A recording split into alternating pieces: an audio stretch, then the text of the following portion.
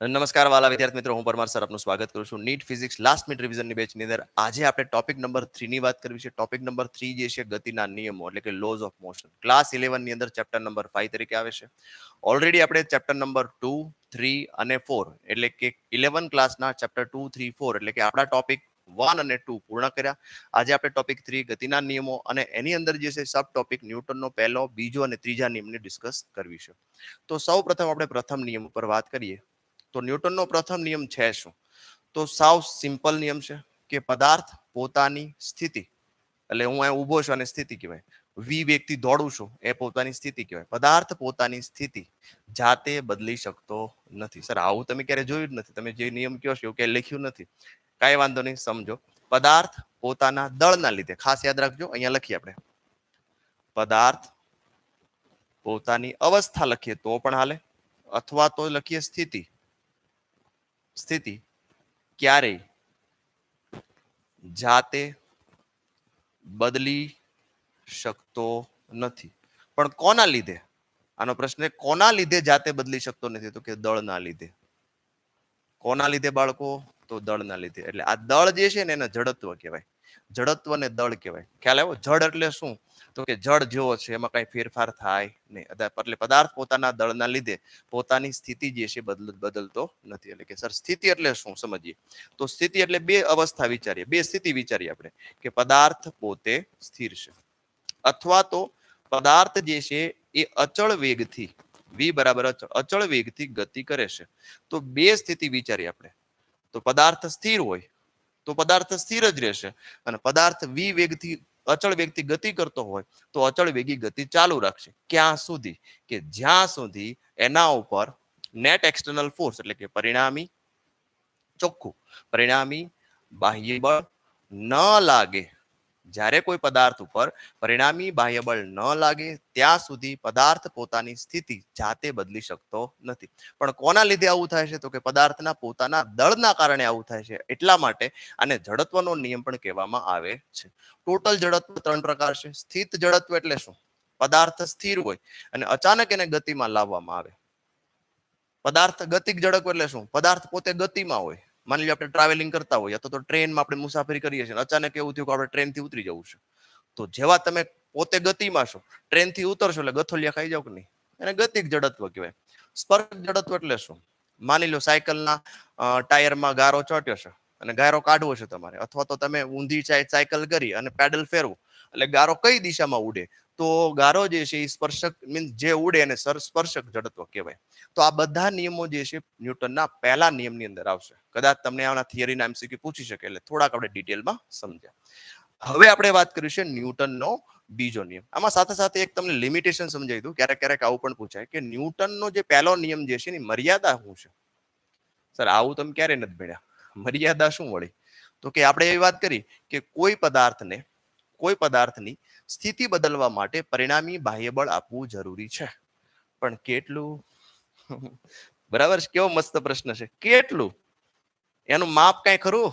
એનું કોઈ માપ ખરું?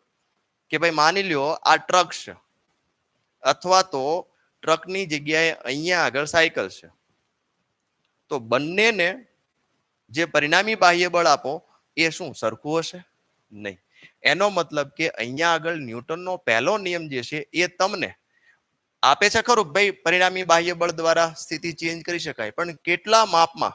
બરાબર. પદાર્થનું દળ કેટલું હશે તો કેટલું બળ એપ્લાય કરવું પડે? બરાબર છે. એનું માપનું મૂલ્ય આપતું નથી. તો આને ન્યૂટનના પ્રથમ નિયમની મર્યાદા કહેવામાં આવે છે. અને આ જે મર્યાદા જે છે, લિમિટેશન છે ન્યૂટનના નિયમની, કે ભાઈ બળનું મૂલ્ય નથી આપતા. બળ કેટલું લગાડવું ન્યૂટનનો પહેલો નિયમ કહેતો નથી. તો એના માટે સ્પેશિયલી બળ માટે ન્યૂટનનો બીજો નિયમ આવ્યો. બરાબર. હંમેશા આપણે વર્ઝન કેમ આવે? મોબાઈલના વર્ઝન આવતા ને, વર્ઝન 1, વર્ઝન 2. તો વર્ઝન 1માં જે ખામી રહી જાય તો વર્ઝન 2માં આપી દે. તો એવી જ વસ્તુ છે. તો ન્યૂટનનો બીજો નિયમની વાત કરીએ આપણે. તો ન્યૂટનનો બીજો નિયમ જે છે એ કંઈક આ રીતે છે. આમ તો સિમ્પલી સમજીએ તો F બરાબર ma. આ ન્યૂટનનો બીજો નિયમ. કેમ ખબર પડી? કે ભાઈ m દળનો પદાર્થ છે, આને મારે એ પ્રવેગિત કરવો છે, તો કેટલું બળ આપવું પડે? આવ્યું. બળનું મૂલ્ય અહીંયા આવી ગયું. જો બળનું મૂલ્ય આવી ગયું. એટલે પહેલા નિયમમાં જે લિમિટેશન હતી એ અહીંયા સોલ્વ થઈ ગઈ. F બરાબર ma. F બરાબર શું થાય mm. ચલો પણ આપણે એકચ્યુઅલ એનો નિયમ કંઈક બીજો છે, સમજીએ કે વેગમાનમાં થતા ફેરફારનો દર, વેગમાનમાં થતો ફેરફારનો દર, ઉંદડાનો દર નથી હો, વેગમાનમાં થતા ફેરફારનો દર એ પદાર્થ પર લાગેલા પરિણામી બાહ્ય બળ બરાબર હોય છે. એટલે શું વળી? તો કે ભાઈ આ પદાર્થ છે, હા સર, તો આ પદાર્થ ઉપર જો નેટ બાહ્ય બળ F લાગતું હોય તો આના વેગમાં પહેલા વેગ કેટલો હોય તો કે v1. હવે એનો વેગ કેટલો છે v2. આનું દળ m છે, આનું પણ દળ ફરી ન જાય, દળ એમ જ રહે. તો વેગમાનમાં થતા ફેરફારનો દર, વેગમાનમાં થતા ફેરફારનો દર એટલે સમયની સાપેક્ષે વેગમાનમાં થતો ફેરફાર, અને વેગમાનમાં થતા ફેરફારનો દર કહેવાય. અને લખાય કેવી રીતે? વેગમાનમાં થતા ફેરફારનો દર ઇંગ્લિશમાં શું કહેવાય? Change in momentum with respect of time, rate of change of momentum. અને ઇંગ્લિશમાં શું કહેવાય? Rate of change of momentum. એટલે કે rate of change of momentum delta P by delta T.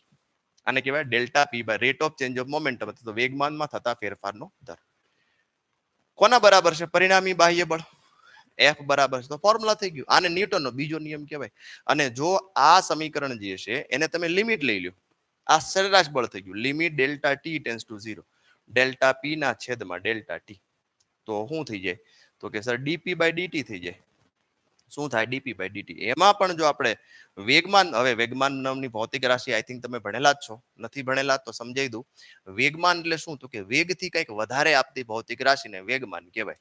એટલે વેગમાન ઓલરેડી આપણે ચેપ્ટર ટોપિક 1 માં ડિસ્કસ કરી હતી.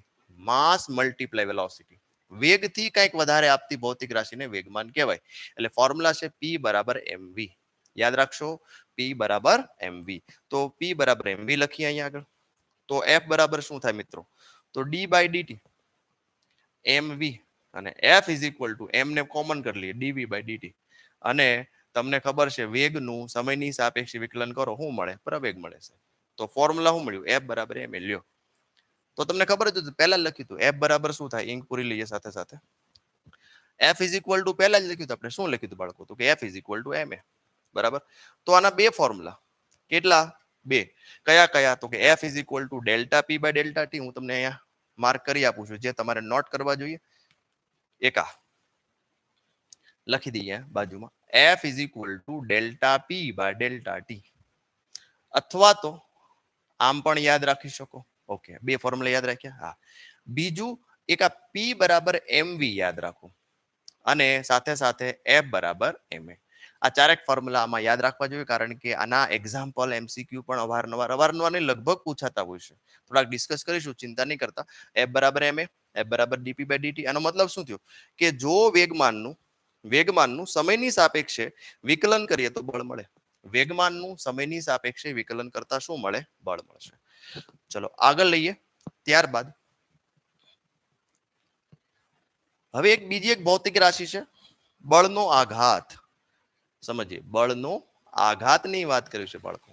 તો બળનો આઘાત એટલે શું? હવે આ એક ભૌતિક રાશિ છે ફિઝિક્સની અંદર, કે આ ફિઝિકલ ક્વોન્ટિટીનું કોઈ નામ, મીન્સ નામ એટલે સિમ્બોલ નથી, કોઈ સિમ્બોલ નથી. એટલે બળનો આઘાત એમ નામ, એટલે કે આને ઇમ્પલ્સ કહેવાય. ઇંગ્લિશમાં શું કહેવાય? ઇમ્પલ્સ કહેવાય. ઇમ્પલ્સ. ઓકે, તો બળનો આઘાત એટલે શું સમજીએ. બળનો આઘાત એટલે થાય બળ ગુણ્યા સમય, ફોર્સ મલ્ટીપ્લાય ટાઈમ. તો આપણી પાસે ફોર્મ્યુલા છે F is equal to delta P by delta T. હા સર, આ ડેલ્ટા ટી બળ ગુણ્યા સમય, આ સમયને અહીંયા લઈ આવો. તો F ઇન્ટુ ડેલ્ટા ટી બરાબર શું થાય? ડેલ્ટા પી. તો એનો મતલબ શું થયો? કે F ઇન્ટુ ડેલ્ટા ટી ને જ બળનો આઘાત કહેવાય. તો બળનો આઘાત જે છે એ છે શું ખબર? વેગમાનનો ફેરફાર. That's it. જો તમને બળનો આઘાત પૂછે ગમે ત્યારે, તો કાંઈ નથી, વેગમાન નો ફેરફાર જ છે, નવું કાંઈ નથી. એટલે P2 માઇનસ P1, અંતિમ વેગમાન માઇનસ પ્રારંભિક વેગમાન. જો એમાં P બરાબર mv લખીએ આપણે, તો શું થાય? તો કે m કોમન લઈ લે, v2 માઇનસ v1 લ્યો. તો આ થઈ ગયો બળના આઘાતનું ફોર્મ્યુલા. આના પણ ઢગલા બંધ MCQ પૂછાય છે બળના આઘાતના, કે ભાઈ એક બોલર જે છે એ બોલિંગ કરતો હોય, તો આ બોલિંગ જે માની લ્યો આ બોલર છે, બોલિંગ કરે છે, એક બેટ્સમેન છે આ રીતે, અને એ થોડોક, ચલો બેટ હવામાં સમજી લ્યો, અને અહીંયા આગળ બોલ ભટકાઈને પાછો જાય છે, બરાબર છે. તો તમને એવું કહેવાય કે ભાઈ બેટ ઉપર આઘાત કેટલો લાગશે, બેટ ઉપર બોલ દ્વારા લાગતો આઘાત મેળવો. આની વેલોસિટી આપી છે v, આની વેલોસિટી આપી છે v, બોલનું દળ આપ્યું છે એમ, આનું પણ બોલનું દળ એમ આપ્યું છે.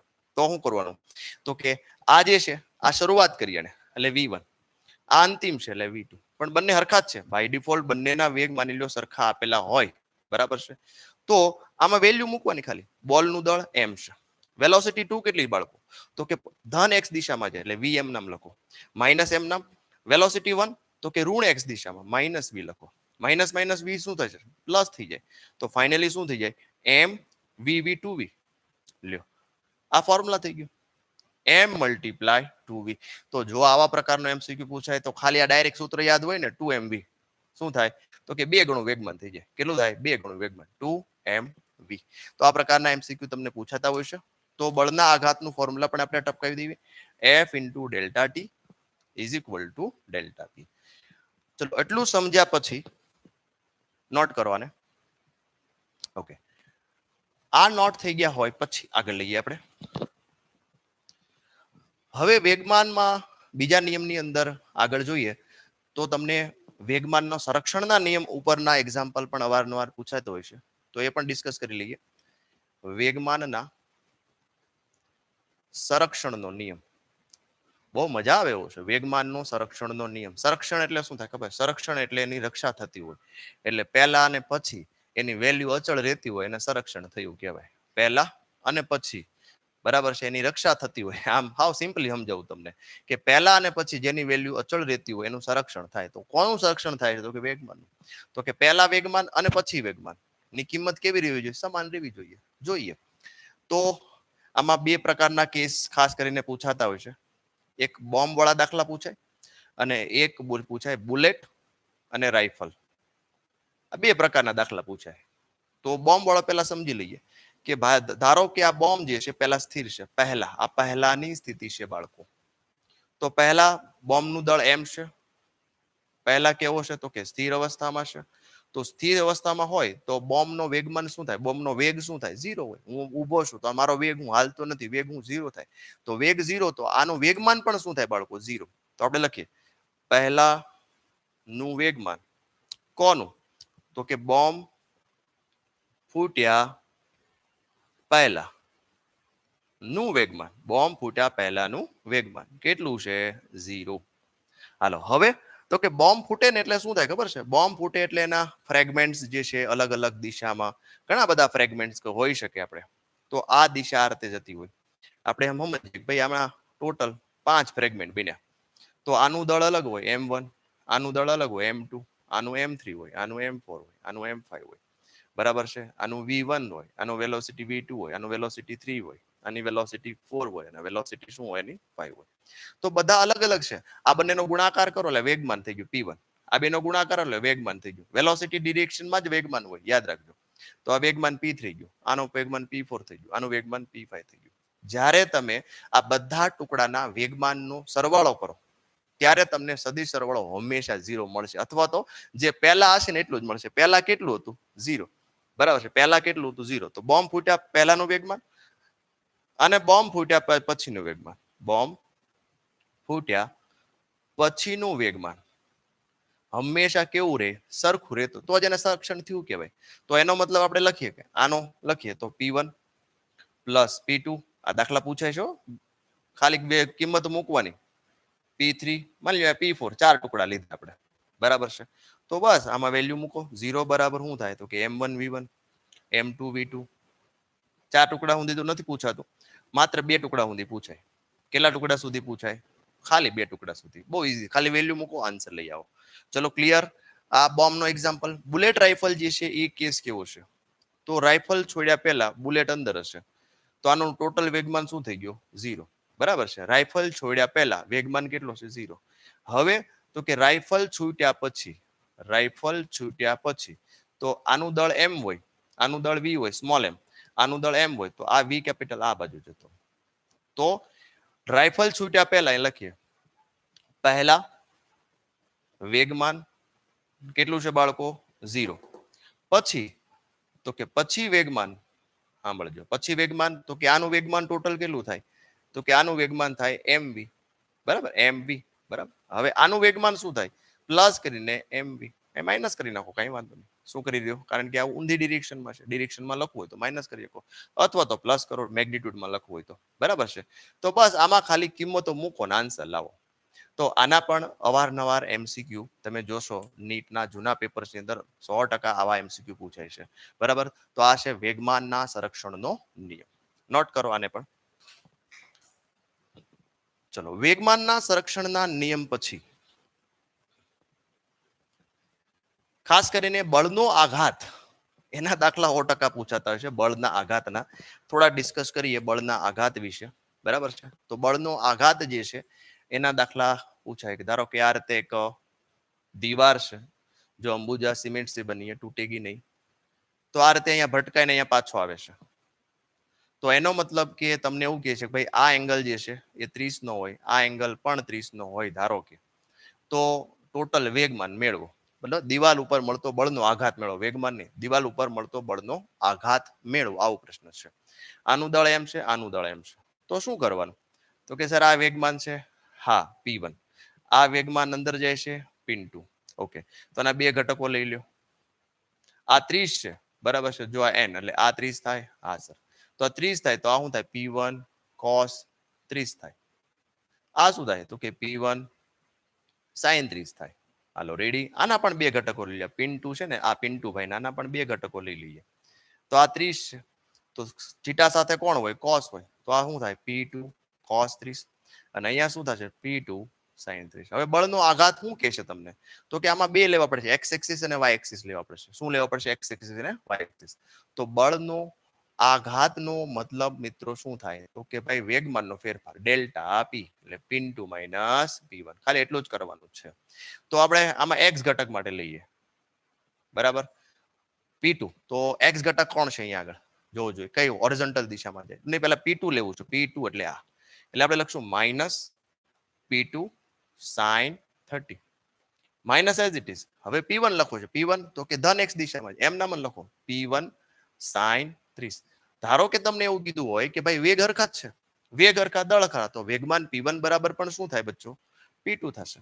તો P1 P2 હરખા હોય તો આ બંને શું થાય તો કે -2p sin 30. તો આ x ઘટક થઈ ગયો.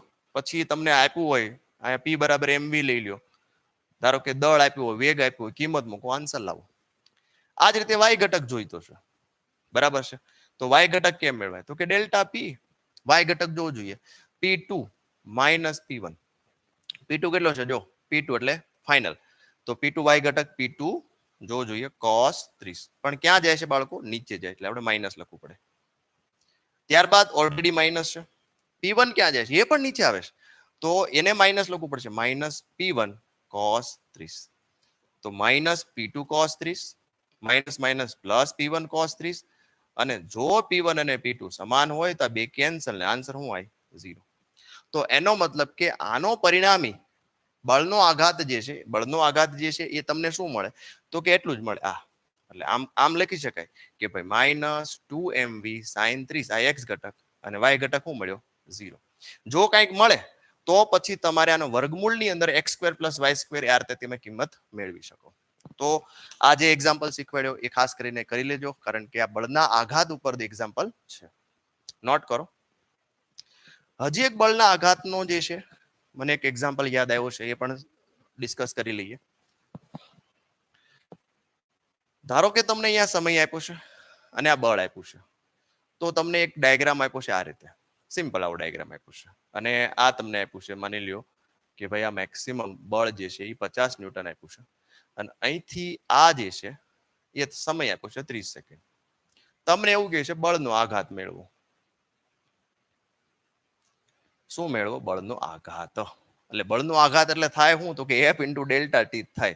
તો તમે જો જ્યારે પણ ગ્રાફની અંદર x અને y નો ગુણાકાર કરવામાં આવે, x અને y નો ગુણાકાર નવી ભૌતિક રાશિ મળતી હોય, તો ત્યારે જે તમને ડાયાગ્રામ મળતો એના ક્ષેત્રફળ મેળવી લો. ખાલી કાંઈ કરવાનું નથી બીજું, આમાં વેગમાનનો ફેરફાર કાંઈ કરવાની જરૂર નથી. જ્યારે આખા ફિઝિક્સની અંદર x એક્સિસ અને y એક્સિસ આ બંનેની ગુણાકાર કરવાથી નવી ભૌતિક રાશિ બનતી હોય, એ નવી ભૌતિક રાશિ શું બતાવે તો કે ક્ષેત્રફળ બતાવે. તો ત્રિકોણનું ક્ષેત્રફળ શું થાય? 1/2 પાયો. પાયો કેટલો છે 30, વેધ કેટલો છે 50, 15 તેરી 15 દુ 30, 15 પંચા 75, 750. ઓકે, ન્યૂટન ઇન્ટુ સેકન્ડ છે ને, ઈઝી, મજા આવે એવું. તો આ રીતે તમે બળના આઘાતના એક્ઝામ્પલ કરી શકો. હવે તો ન્યૂટનનો પ્રથમ નિયમ પર પૂરો થઈ ગયો, દ્વિતીય નિયમ પૂરો થઈ ગયો, અને એના પછી આપણે જો વાત કરીએ ત્રીજો નિયમ, તો ત્રીજા નિયમની અંદર ખાસ કરીને જૂના પેપરની અંદર તમે જોશો તો દળ વિચલન એટલે કે દળ જે છે એ ચલ તરીકે વર્તતું હોય. એટલે કે કોઈ રોકેટ છે આ રીતે રોકેટ જતું હોય તો રોકેટ ધીમે ધીમે એમાંથી ફ્યુઅલ જે છે ખાલી થતું જાય, તો દળ ઓછું થતું જાય, એનું દળ શું થતું જાય, ઓછું. એટલે દળ ચલ તરીકે કામ કરતું હોય. તો આવા એક્ઝામ્પલ જૂના પેપરમાં પૂછાતા હતા, તો એના માટેનો મેં એક સ્પેશિયલ લેક્ચર બનાવેલો છે. તો એ પણ આ લેક્ચરના અંતમાં જોડીશ નહીં, પણ અલગથી જ તે એનો ટોપિક નંબર આપણે 1 છે ને, સબ ટોપિક નંબર 1, તો સબ ટોપિક નંબર 2 આપી દેશું. બરાબર છે. તો આપણે વાત કરી પ્રથમ નિયમ, દ્વિતીય નિયમ, અને ત્રીજો નિયમ તમને ખબર છે, આઘાત અને પ્રત્યાઘાત બંને જે છે એ કેવા હશે, તો કે એકબીજાની વિરુદ્ધ દિશાના અને સમાન મૂલ્યના હોય છે. જે આપણે ખાસ કરીને રોકેટ વાળા એક્ઝામ્પલ જે છે એ 30-35 મિનિટનો લેક્ચર છે, શાંતિથી જોજો, જેઈ વાળાને પણ ઉપયોગી થાય એવો છે. તો 100% તમને યુઝફુલ થશે આ રોકેટ વાળા એક્ઝામ્પલ. ચાલો, તો અહીંયા આ લેક્ચર, આ સબ ટોપિક આપણે અહીંયા પૂર્ણ કરીએ. લેક્ચરને લાઈક કરો, અને વધુમાં વધુ, ભાઈ ઘણા દર વખતે મારે કહેવું પડે છે, પણ હજી તમને લાઈક કરવાનું મન થતું નથી. બરાબર છે, તમારા માટે એટલી મહેનત કરી રહ્યો છું. બરાબર છે, ફ્રી ઓફ કોસ્ટ યુટ્યુબમાં 4 ચેનલ ચાલી રહી છે, તો આખા ગુજરાતને ખબર પડવી જોઈએ કે નહીં સર મહેનત કરી રહ્યા છે. બરાબર છે, અને સિરીઝ પૂરી કરવી છે આપણે.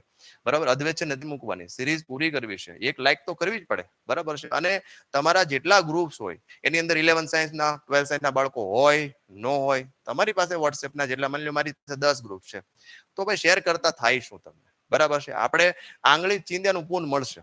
અત્યારે હું જે કઈ કામ કરી રહ્યો છું, બરાબર છે, એ કઈ સેવા નથી. બરાબર છે, આમ જોવા જઈએ તો ભાઈ ઈશ્વરના દરબારની અંદર આપણે હાજરી પુરાવીએ છીએ, ભાઈ આ આપણે સેવાનું કામ કરી રહ્યા છે, બાળકો અમને દુઆ દેશે. તો આ તમારે પણ આવી સેવા કરવાની કે સરે જે લેક્ચરની લિંક મૂકી છે, આ લિંકને તમે શેર કરી દો, તો આંગળી ચીંધ્યાનું પણ પૂન મળશે. એનાથી તમને ઘણો બધો ફાયદો થશે. તો આભાર. સબસ્ક્રાઇબ નથી કરી તો ચેનલને સબસ્ક્રાઇબ કરો, અને લાઈક નથી કરી તો લાઈક કરો.